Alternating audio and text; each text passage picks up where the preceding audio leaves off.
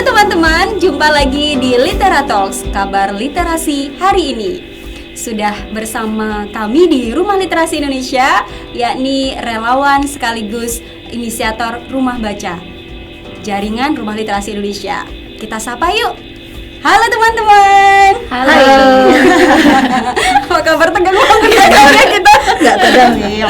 Sebenarnya nggak tegang ya, kayak kepanasan. Iya benar. Panas kecil banget. Apa kabar? Alhamdulillah baik. Ya, sebelum itu kita kenalan dulu ya. Sebelum tanya kabar, kenalan dulu di samping saya. Itu ada siapa dan berikutnya siapa. Halo. Halo. Nama saya Siska Yuliana. Halo, dari Siska. Rumah Baca Antogan. Oke, habis Siska siapa nih? Halo, perkenalkan nama saya Via Kutrunada, inisiator dari Rumah Baca Aksara. Perempuan nih. Perempuan terakhir. Ada siapakah di ujung sana? Hai, nama saya Nurbaiti Purnamasari. Saya dari TBM Salamrejo. Halo teman-teman. Ada Siska, Via dan Betty. Baik, apa kabar? Alhamdulillah Baik Sehat. beneran apa? Sehat luar dalam. Kalau Kak Iqbal biasanya itu baiknya diganti bahagia. Oh bahagia. Bahagia ya? Alhamdulillah Bahagia. baik. Baik, teman-teman, kita lagi ngobrol tentang aktivitas teman-teman di Rumah Baca selama ini. Setahun terakhir ini apa saja sih yang dilakukan di Rumah Baca? Minimal setahun terakhir. Siapa dulu nih? Kak? Mulai dari ujung sana boleh. Oke, tahun terakhir ini ya kegiatan seperti biasa sih Kak. Memang kegiatannya tiap hari Minggu. Jadi ya kegiatannya ya yang nggak pelajaran di sekolah gitu kan, anak udah kayak Ya. pusing banget gitu kan ya. Bosen Jadi lah ya. ya refreshing sekaligus kayak mengasah nih, kayak nyari bakat mereka di mana gitu ya. Minat Jadi ya. nyoba-nyoba iya gitu. Oke, menarik. Apa yang anak-anak sukai dari aktivitas Ini, yang ada di sana? Eksperimen sains. Oh Nah, iya, gitu. itu pasti Kayak padahal menyenangkan. sederhana ya, kayak kemarin itu ada yang air berjalan, padahal cuma tisu sama Iya. air terus dikasih warna gitu. Kok bisa ya gitu. Dari kata mereka kok bisa itu kayak wah, itu berarti mereka udah kayak rasa ingin tahunya udah mulai nih, mulai tumbuh gitu. Betul. Itu juga salah satu tujuan literasi awal ya, ketertarikan pada sesuatu, ilmu pengetahuan itu kan juga menstimulus mereka untuk suka membaca gitu. Kalau dia di rumah baca setahun terakhir apa aktivitasnya? Aktivitasnya hampir sama Iya. seperti sebelumnya, literasi pastinya kayak literasi, dan emang di Rumah Baca Aksara ini lebih ke outdoornya, hampir sama kayak Kak Betty ya, outbound ya. lebih ke penelitian juga untuk anak-anak dan Exploring ya. Iya benar, exploring, karena bagi mereka belajar itu nggak hanya di sekolah aja gitu kan, belajar nggak hanya tentang pelajaran aja, tetapi sebenarnya belajar itu ya di mana aja gitu. Termasuk di rumah baca Betul, ya. betul banget. Kalau Siska apa nih setahun terakhir sama anak-anak belajar apa? Kalau di Rumah Baca Antogan tuh pertama kayak belajar bersama sebaya gitu, Miss. Teman sebaya. Iya, kalau di Rumah Baca itu identik dengan budayanya. Jadi mereka Oke. suka dengan tarian, tentang musikan kayak gitu. Wah, saya merinding nih. Itu merinding banget nih. Karena Rumah Baca memfasilitasi itu begitu. Bisa bayangin nggak kalau misal sekolah yang hanya ngerjain LKS saja tanpa melihat perkembangan anak-anak apa yang dia sukai, Iya. benar-benar sekolah itu jadi membosankan dan benar-benar kayak ini nggak aku banget begitu. Itu kenapa anak-anak butuh ruang-ruang belajar yang menyenangkan begitu selain sekolah ya, rumah baca. Di Rumah Literasi Indonesia, relawan itu adalah nyawa dalam sebuah gerakan. Rumah baca nggak hidup tanpa relawan. Itu kenapa syarat untuk bikin rumah baca yang pertama adalah ada relawan. Saya mau tanya nih sama teman-teman yang ada di samping saya, mulai kapan sih mereka menginisiasi rumah baca dan kenapa tertarik bikin rumah baca? Mana? Iya, boleh jawab dulu. Iya, oke. Makasih ya Kak. Jika ditanya kapan untuk menginisiasi rumah baca, itu pada tahun 2018. kalau ditanya lagi kenapa kok tertarik untuk menginisiasi rumah baca, karena ngerasa sekolah itu bukan tempat yang menyenangkan bagi anak-anak, terutama untuk diri saya sendiri. Karena rumah baca itu merupakan hiburan juga buat diri saya gitu. Pengalaman pribadi berarti ya. Iya, hiburan juga buat saya karena ngerasa pada masa sekolah itu kita tidak mendapatkan hal itu. Dan di rumah baca kita bisa menginisiasi kegiatan apa yang kita inginkan dengan rasa bahagia terutama gitu. Iya, betul. Iya. Jadi melihat melihat keadaan di sekolah, melihat keadaan di sekitar rumah, Via ngerasa saya harus bergerak gitu. Saya harus bergerak karena tidak selamanya anak-anak tidak mengenai merdeka belajar, bagaimana mereka mengenali diri mereka sendiri, bagaimana mereka mengenali hobi mereka gitu kan, kesukaan mereka. Nah, dari rumah baca kita memulai itu. Iya, seru ya, dan memang bikin merinding karena berdasarkan pengalaman ya nggak sih, kalau apa yang kita lakukan itu refleksi dari perjalanan hidup kita, maka apa yang dilakukan itu selalu menarik anak-anak, menarik daya tarik mereka begitu, menarik hati mereka untuk oh ya, iki aku diperhatikan gitu di rumah baca begitu. Dengan di masyarakat, di banyak kampung atau di banyak desa, nggak semua kan punya rumah baca dan nggak semua punya relawan.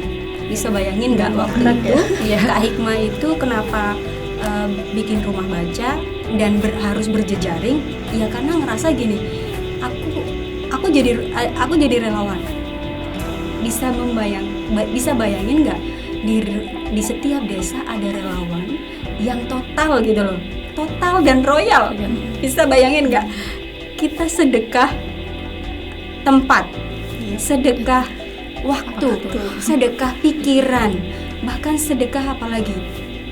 Ya, tenaga, ilmu, dan itu kayak paket komplit ya. Komplit gitu loh. Bisa aku membayangkan waktu itu kalau sosok relawan itu ada di banyak desa yang ada di Banyuwangi, itu rasanya wow, itu mimpi tentang pendidikan yang lebih baik, pendidikan yang menyenangkan, pendidikan yang membahagiakan itu gampang karena relawan itu tersebar di mana-mana begitu, dengan punya tujuan yang sama, punya kepekaan atau empati pada sekitar yang sama begitu. Ya, kalau Betty gimana? Awal mula bikin? Saya itu ini masih baru banget Kak, udah tahun 2020 Ya. Tanggal 20 Desember. Ya. Nah itu, jadi awalnya karena udah lama banget sih, pingin banget gitu bikin rumah baca. Nah pertama itu karena merasa saya sendiri aja tuh nggak tahu bakatku apa gitu. Kan semakin gede, bakat kamu ingin apa, jadi apa? Loh, saya sendiri nggak tahu ya mau jadi apa, bakatnya apa, masih blur gitu. Kemudian kuliah di Malang, ikutlah komunitas literasi. Kok ya kebetulan banget gitu. Terus ikut lihat di sana, berkegiatan di sana, dingin nih. Aku kok di sini di rantau seperti ini. Kenapa gak di rumah juga gitu kan, di kampung halaman. Kemudian karena corona juga, terus akhirnya pulang. Biasanya berkegiatan juga lihat anak-anak kok kayak gini gitu ya, pendidikannya kok ya karena pandemi itu ya, jadi ya udahlah kita pingin banget yang mimpi yang dari tahun-tahun sebelumnya saya wujudkan gitu. Jadi ya itu dari mulai kegiatan nggak muluk-muluk, nggak pingin buku banyak gitu, cuma anak-anak kumpul, berbagi ilmu gitu yang udah aku lakukan di Malang, kemudian saya bawa gitu. Kampung halaman ya. Iya. Rata-rata bikin merinding ya, karena itu perjalanan kita sendiri ya. Baik, kalau Mbak Siska, kalau rumah kapan baca tuh? 2016. 2016. Iya. Oke. Awalnya memang belajarnya seperti biasa, terus ketemu kakak-kakak rumah literasi Banyuwangi. waktu itu ya. Dirikan aja rumah baca gitu kan ya Miss ya. Gitu. Memang kenapa Siska mendirikan rumah baca? Karena rasa empati di Bunder itu kan banyak sekali anak-anak yang broken home ya Miss. Bukan berarti orang tuanya yang sering cerai. ataupun apa, padahal mereka tuh banyak yang kurang kasih sayang dari orang tua, kan itu termasuk broken home. Jadi kayak saya tuh berinisiatif, kasihan juga ya mereka nggak ada yang ngajari kayak gitu Miss. Jadi dengan adanya rumah baca, saya ayo ikut Kak Siska belajar gitu. Jadi yang awalnya di rumah itu katakan nggak dihiraukan, atau mereka orang tua yang nggak ada waktu buat anak itu, dengan rumah baca bisa belajar dengan giat, apalagi kumpul sama teman-temannya kayak gitu Miss. Jadi rasanya kayak gemetar ini Miss. Merinding lah ya. Iya, intinya kalau saya itu misalkan saya di posisi mereka gimana ya kayak gitu, saya mengibaratkan bahwa mereka itu dengan broken home, nggak ada yang menghiraukan gitu, rasanya kasihan sekali gitu Miss. Jadi saya berinisiatif, ayo ikut belajar ke Kak Siska saja sama teman-teman gitu Miss. Bikinan Iya. Baik. Cerita dari teman-teman, ketiga teman kita ini itu sudah cukup menyiratkan bahwa pendidikan kita sedang tidak baik-baik saja ya. Berarti ada banyak masalah begitu. Kenapa perlu adanya rumah baca di masyarakat, di tengah masyarakat, sebagai pendamping anak-anak belajar dan bermain selain di sekolah. Baik, pertanyaan selanjutnya, teman-teman, seberapa penting sih rumah baca itu hadir di tengah masyarakat untuk mendukung belajar yang inklusif? Saya dulu. Siska dulu. Kalau menurut saya sangat penting sekali ya Kak, karena dari rumah baca itu adanya pendidikan inklusif itu tidak membedakan siapakah dia, anaknya siapa, terus pendidikannya orang tuanya seperti apa. Jadi dengan adanya rumah baca itu kayak welcome banget, ayo sini belajar kayak gitu. Kalau menurutku kayak gitu sih. Jadi sangat membantu sekali buat anak-anak yang inklusif itu tadi. Oke. Kalau Via? Kalau Via, di rumah baca penting banget untuk menerapkan itu, karena inklusif itu kan tidak hanya anak-anak difabel ya Kak ya, tapi inklusif itu bagi anak-anak yang mungkin kurang perhatian, yang apa yang dikatakan Siska tadi ya, kurang perhatian orang tuanya yang broken home, itu juga termasuk inklusif gitu. Jadi rumah baca itu penting banget hadir di masyarakat untuk itu, karena kalau bukan di rumah baca, orang yang peduli siapa lagi mereka yang mau untuk care dengan anak-anak gitu kan. Kalau kita melihat bagaimana mereka di rumah ketika orang tuanya tidak peduli, ketika orang tuanya udah jar-jarno gitu lah ya, intinya nggak ada waktu gitu, kita ngerasa ya ampun kasihan gitu kan, kasihan kalau dari orang tuanya saja mereka tidak diperhatikan, bagaimana kedepannya mereka, siapa lagi kalau bukan kita yang tergerak hatinya. Iya, betul. Pertanyaan terakhir untuk teman-teman yang hari ini berbincang bersama di Rumah Literasi. Apa pesan dan motivasi teman-teman untuk orang atau relawan yang di luar sana ingin menginisiasi rumah baca seperti teman-teman? Mungkin dari Betty dulu deh. Pesannya untuk teman-teman yang mau bikin rumah baca, segera bergerak saja. Bergerak, nggak usah mikir yang aneh-aneh dulu, yang penting actionnya gitu. Oke. Selanjutnya Iya nih. Iya.